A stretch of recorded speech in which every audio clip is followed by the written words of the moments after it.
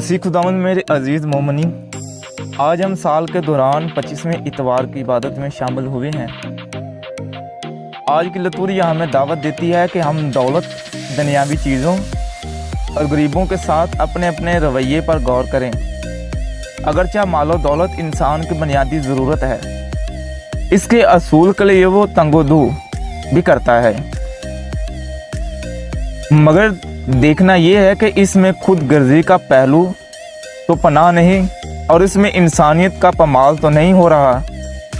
हम खुदा और दौलत दोनों की गुलामी नहीं कर सकते। दौलत हमें आर्जी खुशी देती है, जबकि खुदावंद हमें दायमी मुसरत और शादमानी अता करता है।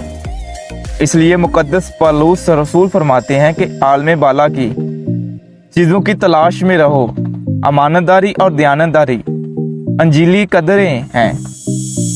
अगर हम दयानतदार हैं तो खुदा हमें कसरत का मुख्तियार बनाता है। पहली तलावत में बयान किया गया है कि अमूस नबी यहूदा के कोस्तानी इलाका में तकवा नामी कस्बे में रहता था। वो भेड़ें पालता और गोलर के दरख्तों की देखभाल करता था। अमूस नबी को अदलो इंसाफ का नबी माना जाता है। खुदा ने अमूस को भेजा कि बनी इसराइल को बताए कि खुदा उन्हें सजा देने को है, क्योंकि मुल्क के दौलतमंद और बाअसर लोग गरीबों को लूटते और उनमें बेइंसाफी और बदसलूकी करते थे। और दूसरी तरफ बादशाहों ने इबादत की नई नई जगह बनाई थी, जहां लोग और काहिन खुदा के साथ साथ गैर मबूदों की परस्तिश करना भी शुरू हो गए थे। अमूस नबी के ज़माना में इसराइल के बेशतर लोग खुशहाली और अमीरी की ज़िंदगी बसर कर रहे थे। तजारत और ज़राइत अरूज पर थे। मज़हब परवान चढ़ रहा था। हैकल ज़ायरीन से भरपूर रहती थी। सब कुछ ठीक लग रहा था, मगर ऐसा है नहीं था। इसलिए अमूस नबी बनी इसराइल कौम के अमीर लोगों को खबर करता कि तुम लोग गरीबों और बेवाओं का माल नाहक खाते हो, उनको लूटते हो और ना इंसाफी करते हो, नाजायज तरीके से दौलत कमाते हो, और उनको तंबिया करता कि इसका हशर बहुत बुरा होगा। क्या तंबिया करता? कि इसका हशर बहुत बुरा होगा अगर उन्होंने अपनी अपनी राहों को दुरुस्त ना किया। क्योंकि खुदावंद ने याकूब के फख्र की कसम खाई कि मैं उनके कामों में खुदावंद ने याकूब के फख्र की कसम खाई है कि मैं उनके कामों में से किसी को भी ना भूलूंगा। ऐसी ही सूरत हाल हमारे इर्द गिर्द भी नजर आती है। बहुत सारे लोग दुनियावी लालच में आकर मुनाफाखोरी, जखीरा अंदूरी और हीरा फेरी के लानत में मुब्तला हो चुके हैं। दुनियावी माल और दौलत के हवस ने इंसानी रिश्तों और माशरी कदों में तफरीका और दरारें डाल दी हैं। आइए अपने आप से सवाल करें, क्या मैं भी तो उनमें से एक नहीं हूं? और दूसरी तलावत तीमुथियुस की किताब से ली गई। मुकद्दस तीमुथियुस मुकद्दस पौलुस रसूल का बशार थी और दूसरी तलावत पहला तीमुथियुस की किताब में से ली गई। मुकद्दस तीमुथियुस मुकद्दस पौलुस रसूल का बशार थी। हम सफर और कलीसियाओं में राब्ता रखने वाला हम खिदमत नुमाइंदा था। इस खत में वो उसे सच्चा फर्जंद कहलाता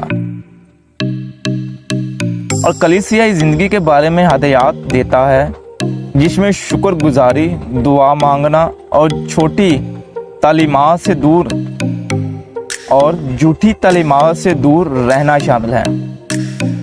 आज की तलावत में मुकद्दस पौलुस रसूल कलीसिया को तलकीद करते हैं कि वो हर जगह बगैर गुस्सा और तकरार के पाक हाथों को उठाकर दुआ किया करें, और साथ ही ये भी इल्तमास करता है कि मुनाजातें और दुआएं और शिफायतें और शुक्रगुजारियां सब आदमियों के लिए की जाएं, और साथ ही वो इस हकीकत को हम सब पर बयां करता है कि खुदा एक है और मसीह खुदावन जो खुदा और आदमियों के माबीन दरमियानी है वो भी एक है, जो हमें नजात के खातिर अपने आप को कुर्बान करता है।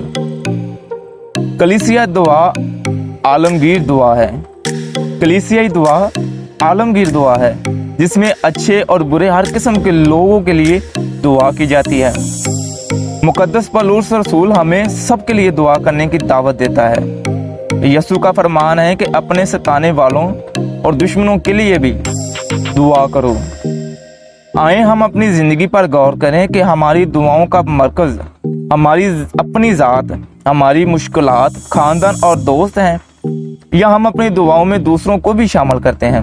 खुसूसन वो खुदा से दूर हैं और बेराह रवी का शिकार हैं। अंजील मुकद्दस बामुताबिक मुकद्दस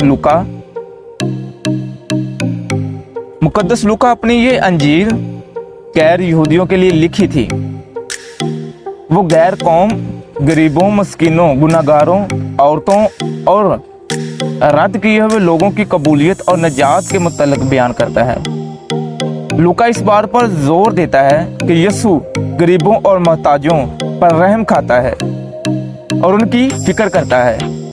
आज की अंजीली इत्तिबास में हम सुनते हैं कि कोई गुलाम दो मालिकों की गुलामी नहीं कर सकता और तुम खुदा और दौलत दोनों की गुलामी नहीं कर सकते, और ये ना रास्ते की दौलत अपने वास्ते दोस्त पैदा करो। आज की पहली तलावत और अंजील मुकद्दस में बहुत गहरा राब्ता पाया जाता है। आमोस नबी बनी इसराइल कौम को मलामत करता है कि अपनी दुनियावी ख्वाहिशात और लालच को अपने दरमियान से दूर करो, वरना खुदा का गजब और कहर तुम पर टूट पड़ेगा। ईफा एक ऐसा आला था जिससे यहूदी जब उन्होंने कोई चीज गेहूं देनी होती थी तो इससे नापते थे, जबकि मिस्काल ऐसे पैमाना था जिससे वो दूसरों की चीजें लेते थे। इसको छोटा करके और मिस्काल को बड़ा बनाकर और फरेब के तराजू से दगाबाजी करके, यानी उनका लेने का तराजू फर्क और देने का तराजू फर्क था। इस लिहाज से वो गरीबों और मस्कीनों को लूट कर अपने माल बढ़ाते थे।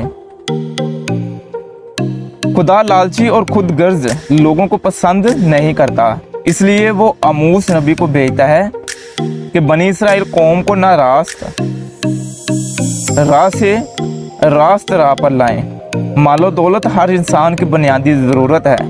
दौलत के बगैर जरूरियात जिंदगी पूरी नहीं हो सकती।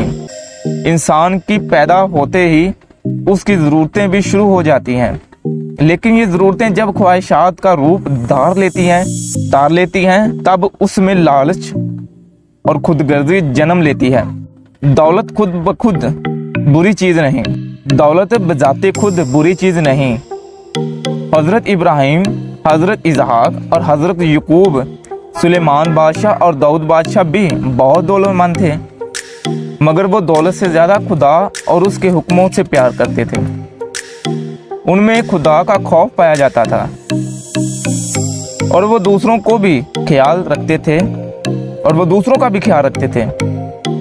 हम खुदा और इंसान को छोड़कर दौलत के पीछे भागते हैं और दौलत से ज्यादा प्यार करते हैं। दौलत हमें वक्ती खुशी तो दे सकती है और आर्जी जरूरत तो पूरी कर सकती है, मगर हमेशा की खुशी और दायमी मुसरत नहीं दिला सकती। लेकिन जब हम इस दौलत को खुदा की खुशनुदी के लिए, कलाम के प्रचार के लिए, इंसानियत की भलाई के लिए इस्तेमाल करते हैं, तो फिर ये हमें खुदा की हजूरी में मकबूलियत दिलाती है। पुराने अहदनामे में दौलत बरकत और खुशी की अलामत है, और ये इंसान के लिए लानत का बाइस और उस वक्त बनती है जब उसे नाजायज जरिए से नाहक तरीके से हासिल करता है ताकि ऐशो इशरत में अपनी जिंदगी बसर करे।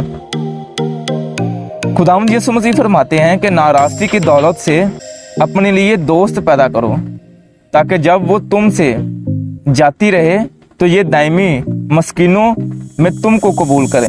इंसान का अच्छा बर्ताव और नेकियां जो खुद दूसरों के साथ करता है उसके हमेशा काम आती है, आखिरत में भी और उस दुनिया में भी। आज की अंजीले इक़्तिबास में दो किरदार और रवैये हमारे सामने आते हैं। मालिक का किरदार एक बहुत दौलतमंद शख्स था और इसका एक मुख्तार था जो उसको कमा कर देता था और उसकी जायदाद की देखभाल करता था। कोई दूसरा शख्स उसके पास आकर उसके मुख्तार की बाबत इल्ज़ाम लगाता है तो ये तेरा माल उड़ाता है।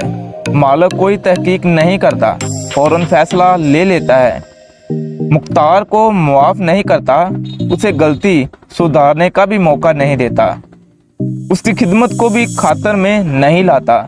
मोहब्बत और माफी गुनाहगार की जिंदगी बदल सकती है। हम भी बहुत सारे लोग ऐसे ही हैं जिनका रवैया ऐसा होता है। दुनिया बहुत ज्यादा हसद और नफरत पाई जाती है। लोग दूसरों को आगे बढ़ते और तरक्की करते नहीं देख सकते। हर किसी की यही ख्वाहिश, यही कोशिश होती है कि दूसरों को कुचल कर खुद आगे निकल जाएं। हम सुनी सुनाई बातों पर बहुत जल्द यकीन कर लेते हैं, सदियों की वफादारियां पल में भूल जाते हैं, जज्बाती और जल्दबाजी के फैसले करते हैं जिससे बाद में पछतावा होता है। अगर हमारे पास इख्तियार है, यहाँ हम अलाउदों पर हैं, तो हमें चाहिए कि हम दूसरों का ख्याल रखें, हलीमी और फरोतनी से पेश आएं, जल्दबाजी की बजाय तहम्मुल मिजाजी का मुजाहरा करें और माफ़ी और कबूलियत की सिफ्त को अपनाएं। और दूसरा, मुख्तार का किरदार। मुख्तार अगरचे बददियानत था मगर होशियारी और अक्लमंदी से काम लेता था। पहले तो वो अपनी ज़ात पर खर्च करता कि ये तेरा माल उड़ाता है, मगर बाद में वो अपनी ज़ात से निकलकर दूसरों की ज़ात पे जाता, यानी उन पर खर्च करता है, उनकी फिक्र और एहसास करता है। पहले उनका मालिक था, उन पे अख्तियार चलाता था और अब उनका दोस्त बन जाता है। पहले वो दौलत से प्यार करता था, अब वो लोगों से प्यार करता है। अब वो दूसरों पर रहम करता है और इस पर भी रहम किया जाता है। तब मालिक ने बददियानत मुख्तार की तारीफ की। इंसान खता का पुतला है। हम रोज आजमाइश और गुनाह में गिरते और संभलते हैं। खुदावंद किसी भी बशर की हलाकत नहीं चाहता, बल्कि यही चाहता है कि तौबा तक नौबत पहुंचे। जो कुछ भी खुदावंद ने आपको दिया है इस तरीके से इस्तेमाल करो कि खुदा भी खुश हो और लोग भी। हमें अपने कामों, रवैयाजात और ताल्लुकात में होशियार और समझदार होने की ज़रूरत है ताकि हम खुदा और इंसान दोनों की नज़र में इज्जत पा सकें। याद रखें, दौलत और अख्तियार हमारे पास अमानत के तौर पर होता है। ये हमारे हाथ में है कि हम इसका जायज़ इस्तेमाल करते हैं या नाजायज़। हर गलती का अज़ला हो सकता है, बशर्तिया हम खुदा पर भरोसा रखें, दुआ में मशगूल रहें, दौलत की गुलामी की बजाय खुदा से वफादार रहें और इस दुनिया में रहते हुए रहम करें, नेकियां कमाएं और दोस्त पैदा करें। खुदावंद हम सबको नेक मुख्तार बनने का फजल बख्शे और हमेशा जलाल और इंसानियत की भलाई के लिए इस्तेमाल किए जाएं। मसीह हमारे खुदावंद के वसीला से आमीन।